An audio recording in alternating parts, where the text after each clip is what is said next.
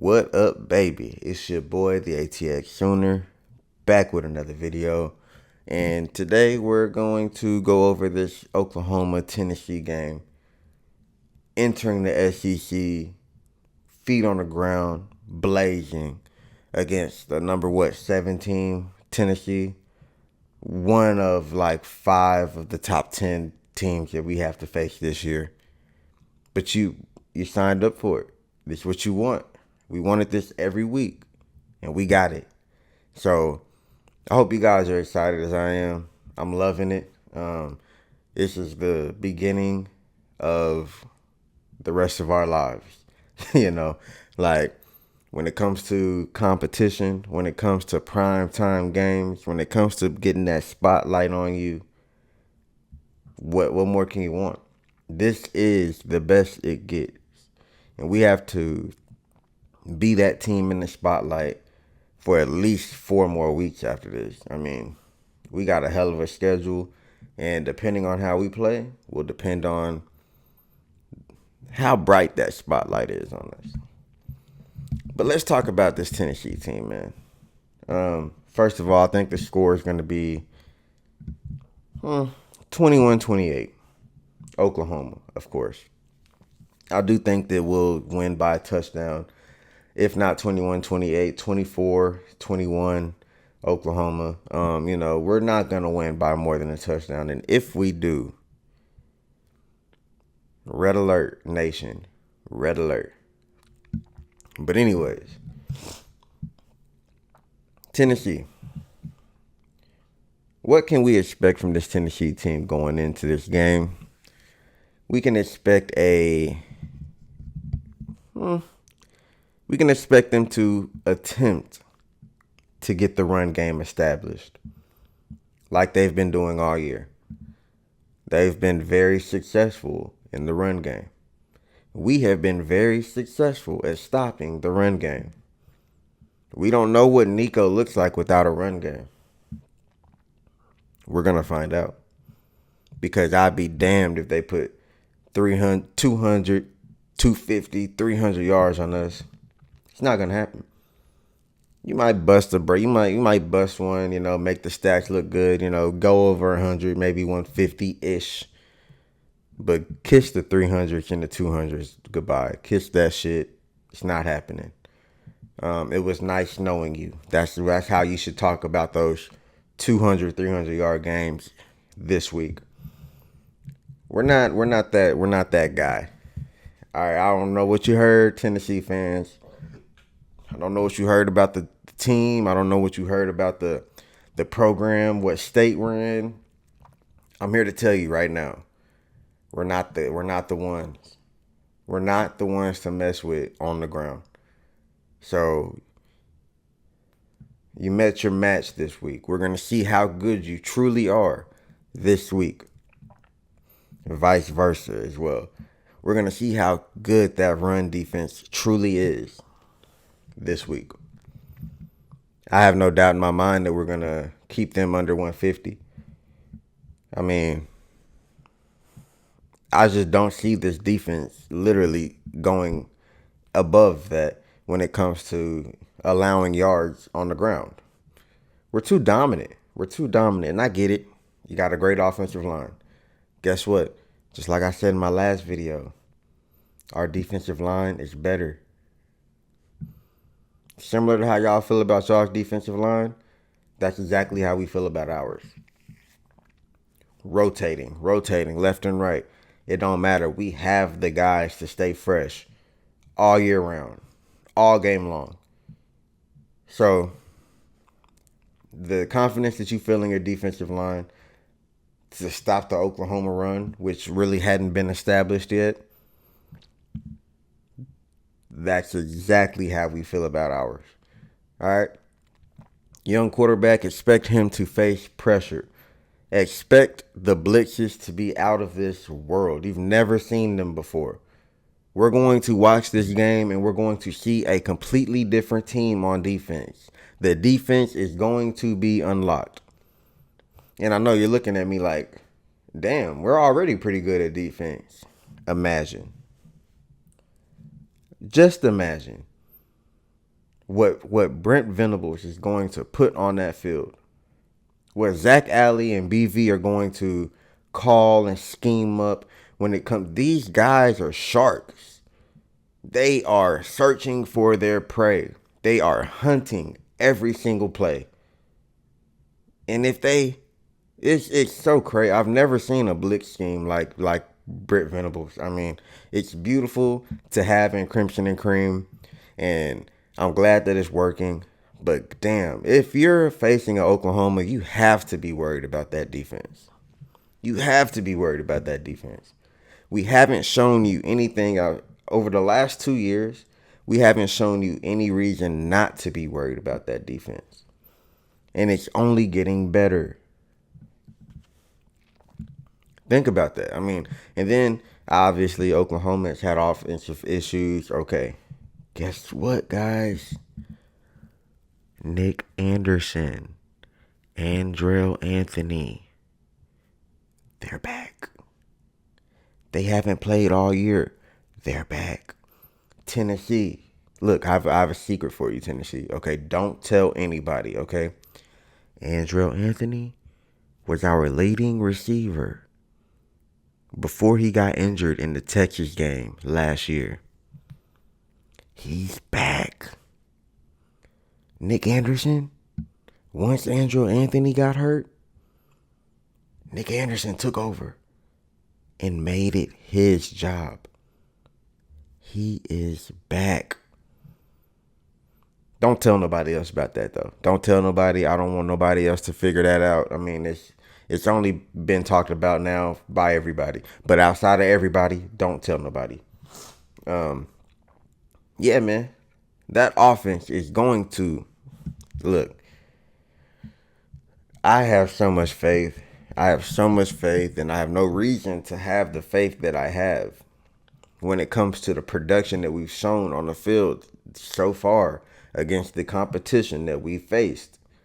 I get it. But we're also returning a couple of them linemen. At least one.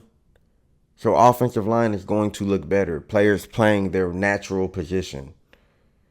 Wide receivers are going to be deeper. We now have a number 1, a number 2, and a number 3 wide receiver. Guess what we didn't have all year? A number 1 and a number 2 wide receiver. Unless you want to put Deion Burks up there. Either way, 2 of our top 3 receivers. And then if you want to talk about Gibson and Farouk, hell, 4 of our top 5 receivers have been injured all year. Wonder about the Oklahoma offense. Maybe that might have something to do with it. But again, we're in the SEC. We don't expect any benefits of the doubt. We don't expect any sympathy. We don't expect any understanding here. You know, even though if the shoe was on the other foot, everybody would be talking about this on their team. We're wondering why Jackson Arnold hadn't thrown for 200 yards. He hadn't had anybody to throw for 200 yards too. He's got 2 of them now that are returning. Add that on top of a Deion Burks, and then add that on top of a Brendan Thompson. That way he doesn't have to be the main guy. He's more of a secondary player. He can shine when other people are shining. And expect that. Expect that. Our offense is going to, it's going to be good. I think BV came out talking about how he wants one of those running backs to step up, to be the consistent guy. We need that number 1 guy. I've been saying this. When it comes to rotating guys, we need consistency, man. We need to know who our guys are, especially at that running back position. If you have 3 guys at running back position, you don't have 1. All right. And I think we got 2 that are, set in stone. Javonte Barnes and Taylor Tatum. It's your time to shine. Now, don't get me wrong. I know that defensive line is crazy at Tennessee. They're going to be able to, rotate left and right if we allow them to do so. But I'm just expecting so much more. It's the SEC. This is the game. This is the one that lets Both teams know what their future can be. Both teams are taking a huge step up in competition right now. Who are you? Who are we? Who can we be? You know? Those are the questions that need to be answered. And those are the questions that I have a feeling are going to be answered. Tennessee, you're going to come into Oklahoma. You're going to come into Norman. Head high. Chest out. But when you leave, you're going to have an L next to your name and a little bit of a deflated chest as well. Call me delusional. Call me hopeful. But when you watch this team that we've placed on the field, you know that the defense is not the issue. When you know that the issue is that the wide receivers aren't getting separation, they're not getting that. They're not winning off release. They're back. Those guys are back. We still got 2 tight ends. Three receivers are that can be tied for number 1 receivers on the field. 2 tight ends that have shown you that they can get the job done on the field. Javonte Barnes, Taylor Tatum on the field. Obviously not at the same time, but. And then the offensive line, biggest question mark. But the fact that we have somebody returning that gives, I believe, all 5 positions the ability to be in their natural position, that's big, Oklahoma. That's big. So keep your heads up, guys. I mean, I'm not going to make this a long video like I always say. I can go for hours. But I got a feeling, man. I got a feeling this is the one. This is the game that once we beat Tennessee, there's no more hiding. No more underdogs. No more of that. It's a top 10 Oklahoma team versus the rest. And those expectations are going to be set, and it's going to be due to the way we played. They should be what they are, you know, leaving this Tennessee game. But, excuse me, I got horrible allergies right now. But, yeah, man. What I say? 21-28, Oklahoma. I believe Jackson Arnold will finally go over 200 yards. His legs are going to be needed. Don't get me wrong. I don't think he needs to be our leading rusher. We can't play the Tennessee team like this, having Jackson Arnold as our leading rusher. But if it gets us the win, God damn it, run. Run it. Because we're gonna need everything we can get. We need to play our A game on Saturday night. And I believe we will. I believe them boys will be ready. They'll be more rested, more prepared for the game. And what can I say, man? Oklahoma on top. Undefeated. Let's go. But positive message of the day. I'm going to end this here. Just wanted to just drop in real quick on y'all. So positive message of the day. I lost my job on Monday. I got laid off. Told y'all about it, let y'all know about the whole situation. But when you keep faith,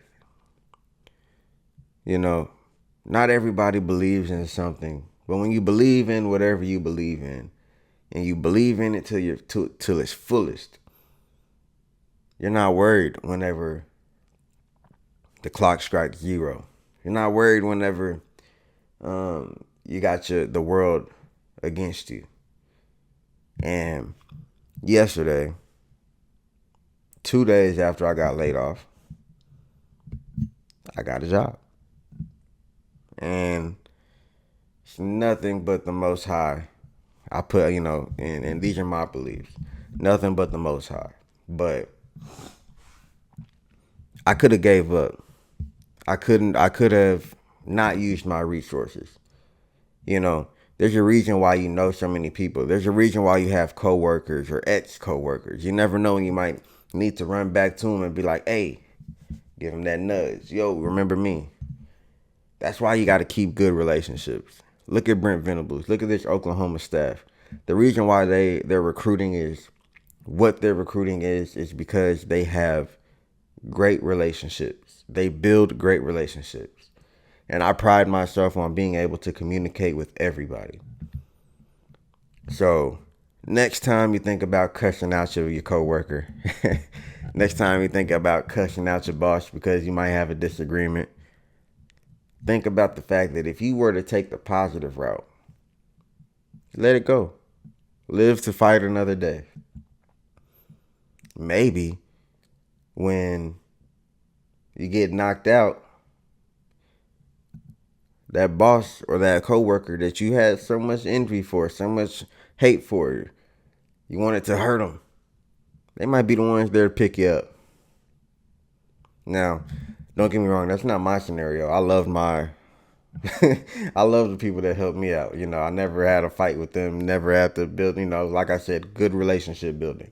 But even in bad relationships, depending on your decision making,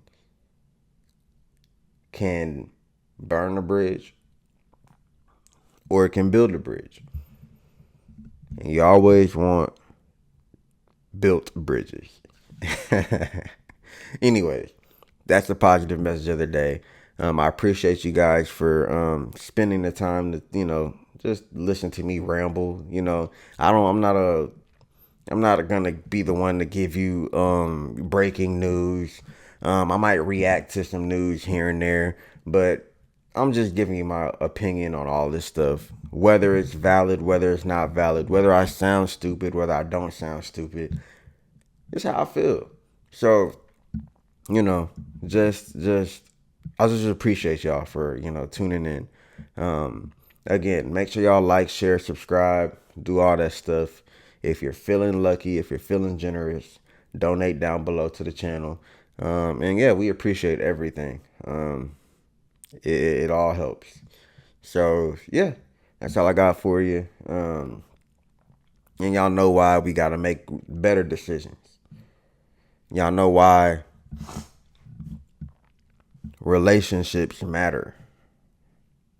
It's because it's in our DNA. Look at our coaching staff. It's in their DNA. We are a reflection of our program. We are all together the program. So let's be kind to each other. Let's be there for each other. And you never know when the kindness and the carefulness that you've given others might flip around, and that same kindness is given to you from those same people. But that's all I got for y'all, man. Like I said, don't want to make this too long. I appreciate y'all for tuning in. Hasta la vista, baby.